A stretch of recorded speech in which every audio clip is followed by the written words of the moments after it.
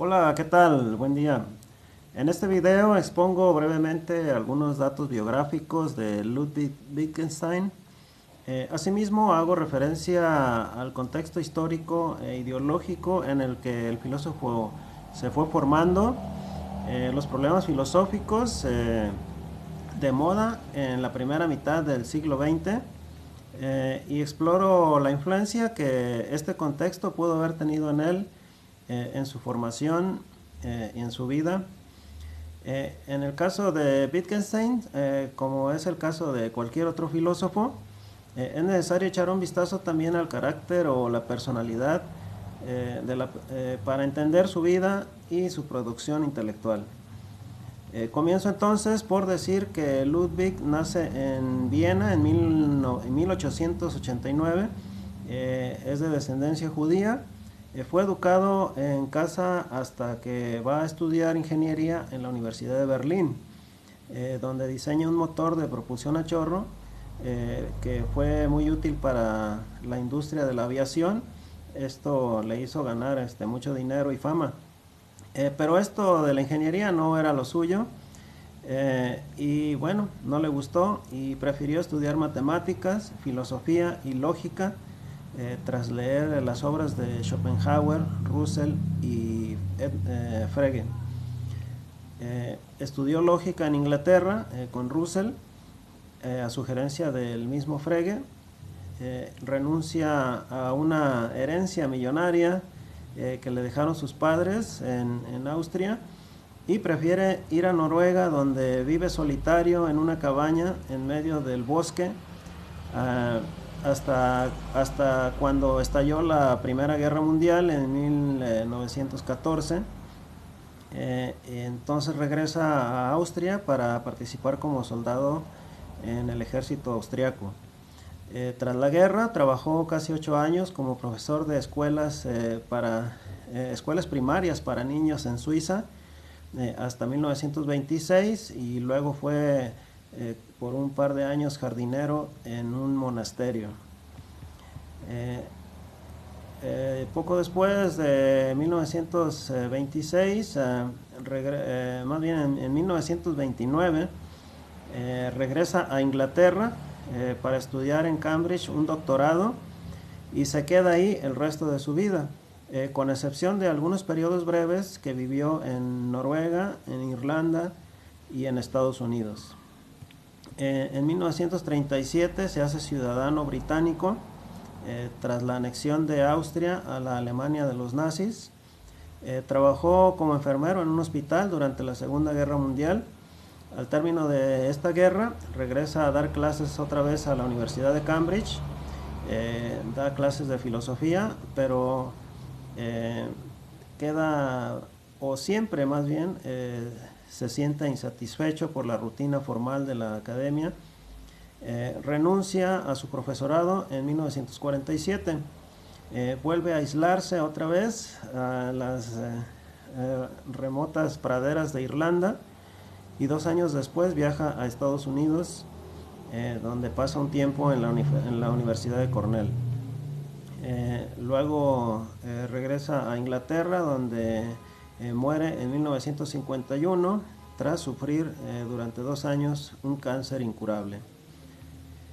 Hasta aquí es obvio que el tipo es un poco excéntrico, por lo menos no se puede considerar una persona normal.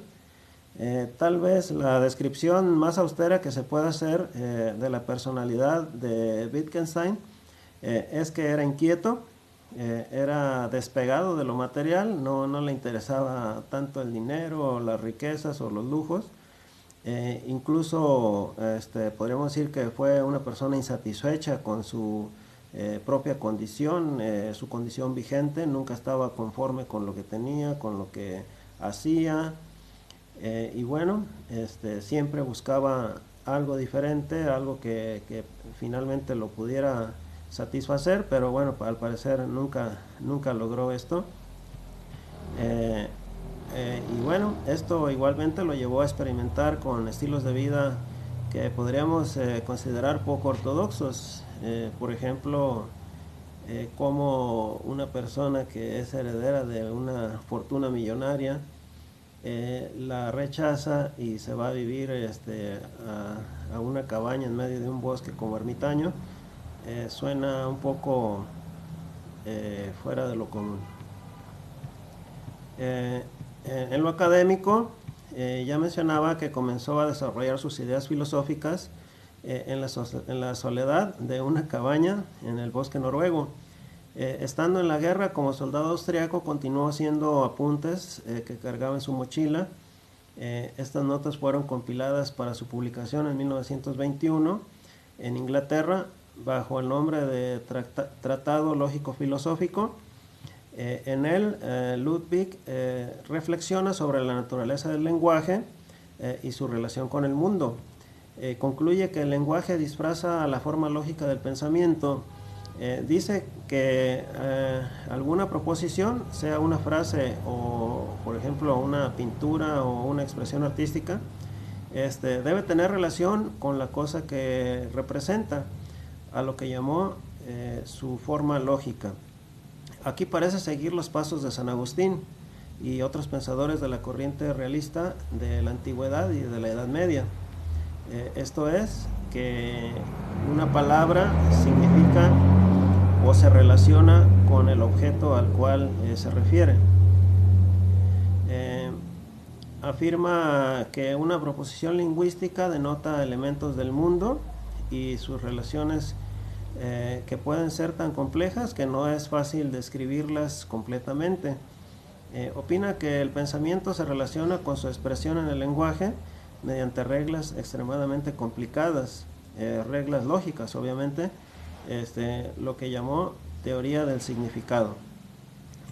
Aquí la correlación entre los elementos últimos del pensamiento y los elementos simples que constituyen la sustancia del mundo determinan una importante conexión entre el lenguaje y el mundo.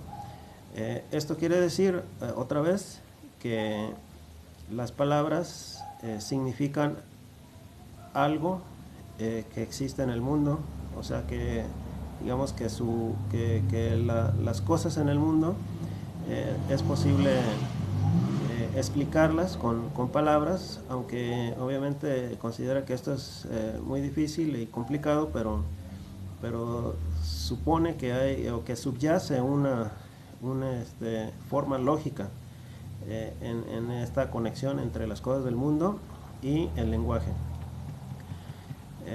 El Tractatus entonces analiza las proposiciones con la ayuda de técnicas lógicas, pero lo que la proposición concluye es falso con respecto a la verdadera realidad del mundo. Aquí parece haber una contradicción, pero bueno, aquí de lo que se trata es de que ciertamente podemos hacer un esfuerzo por expresar lingüísticamente las cosas del mundo mediante su descripción, mediante su explicación, pero jamás una expresión del lenguaje será real con respecto a la realidad en el mundo. Aquí Ludwig parece oponerse a la postura de Hegel con respecto a que lo ideal es lo real y lo real es lo ideal. Asimismo, parece de alguna manera coincidir con el tercer argumento nihilista de Gorgias, aquel filósofo griego que decía que con respecto a lo existente en el mundo, cuando se dice que lo que intenta decir el metafísico sobre el mundo no se puede decir. O sea, que el mundo es inexpresable de manera efectiva en términos lingüísticos. Tras una década de abandonar la filosofía, vuelve a amistar otra vez con integrantes del llamado Círculo de Viena. Ya para entonces no estaba satisfecho con sus ideas del Tractatus, como mencionaba, las ideas de que las palabras significan algo en las cosas del mundo.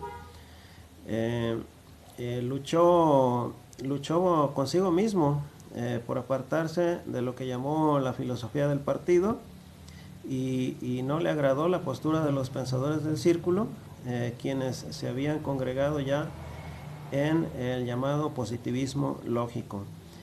Con este concepto de la filosofía del partido, Wittgenstein significa que no está de acuerdo él con que un filósofo eh, tenga que participar en alguna llamada corriente o movimiento intelectual. eh, y bueno, esto más que nada porque considera que el filósofo debe ser un poco más independiente de lo que otros piensan. A principios de la década de 1930 escribió mucho, pero nada fue publicado en el tiempo de su vida. Su tema predilecto siguió siendo la filosofía del lenguaje mediante un abordaje lógico. Se inclina por el constructivismo y concluye que la matemática, el lenguaje y hasta la historia son creaciones humanas. Más bien escribió apuntes que luego después fueron compilados en dos obras importantes. Una fue la llamada Filosofía Gramática y la otra fue llamada en alemán Untersuchungen, que fueron publicados después de su muerte como recopilación de notas. En sus notas y clases de la universidad, a principios de la década de los 30, ya da muestras de contradecir sus propias ideas plasmadas en el Tractatus. Ahora piensa que las palabras no se pueden entender fuera del contexto de las actividades humanas, dado que las palabras son más bien como especie de herramientas cuyos usos son variables y no son estáticos. Analiza cómo la palabra contribuye a la actividad común de sus usuarios, y entonces el significado de la palabra ya no es el objeto al que ella representa.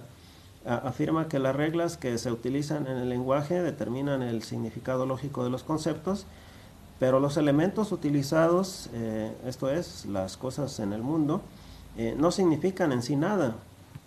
Entonces, aquí ya anotamos un distanciamiento consigo mismo con respecto a sus planteamientos en el Tractatus, y de los positivistas lógicos. Comienza a hacer comparativos entre el lenguaje y los juegos. Se interesa por temas como la comprensión, la intención, el deseo, la expectativa, temas que serían abordados primordialmente por la filosofía de la mente. Algunos de los problemas filosóficos de mayor importancia en la época de Wittgenstein son por lo menos aquellos que llamaron su atención. Fueron estos. Con respecto a la labor filosófica, Ludwig era un declarado escéptico. La consideraba inútil para la vida cotidiana por ser demasiado abstracta. La entendía como medio para un autoengaño, particularmente cuando se trataba de filósofos que se declaraban a sí mismos como miembros de una escuela o un movimiento filosófico. Opinaba que el mejor filósofo es aquel que piensa libremente. Decía que el filósofo no es ciudadano de ninguna comunidad de ideas. En esos días, los filósofos y científicos, miembros del llamado Círculo de Viena, favorecieron el positivismo lógico, que argumentaba la existencia de un orden lógico de los significados en el lenguaje. Aquí ese asunto era estudiado en el sentido de que las palabras significaban algo de los objetos que el lenguaje expresaba, como ya lo mencionaba. A esta postura se suscribió nuestro filósofo en un principio, pero luego cambiaría su postura a través de los años. Otro tema de moda era la filosofía de la mente. Aquí el tema era la manera como la mente opera. Los dualistas opinaban que la mente estaba separada del cuerpo, en tanto que los conductistas opinaban que la mente era expresión del cuerpo. Wittgenstein aportó una tercera opción al decir que el adscribir a alguien un evento o estado mental no implica adscribirle un estado corporal. La mente entonces es independiente del cuerpo en tanto que no se relacione con actos materiales. Así estuvo de acuerdo parcialmente con ambas corrientes, pero a la vez no se suscribió a ninguna. Concluyo diciendo que la personalidad inquieta de Wittgenstein, siempre insatisfecha, eh, eh, quien en algún momento incluso contempló la conveniencia de suicidarse para liberar su alma de sus tormentos mundanos, explica en parte su radical cambio de postura con respecto al lenguaje, tanto como su estilo de vida solitario, ermitaño, siempre inconforme, con su labor de profesor de filosofía, al que consideraba como una muerte en vida. En lo personal no podría decir con toda seguridad que Wittgenstein sea mi ejemplo y mi modelo a seguir en la vida cotidiana. Tampoco quiero decir con esto que haya sido un loco angustiado por sus propios fantasmas. Su ingenio filosófico precisamente podría radicar en esto, en no conformarse, en no encasillarse con una idea, un concepto, un movimiento, aun cuando fuera el suyo propio. Falleció a los 62 años, pero creo que si hubiera vivido otros 10 años más, tal vez habría cambiado su teoría del lenguaje otra vez. Lo que sí parece improbable es que haya dejado de pensar en el tema del lenguaje, que lo absorbió la mayor parte de su vida y por lo cual hoy lo conocemos mucho mejor. Hasta aquí mi presentación, agradezco sus amables comentarios, saludos a todos, hasta luego.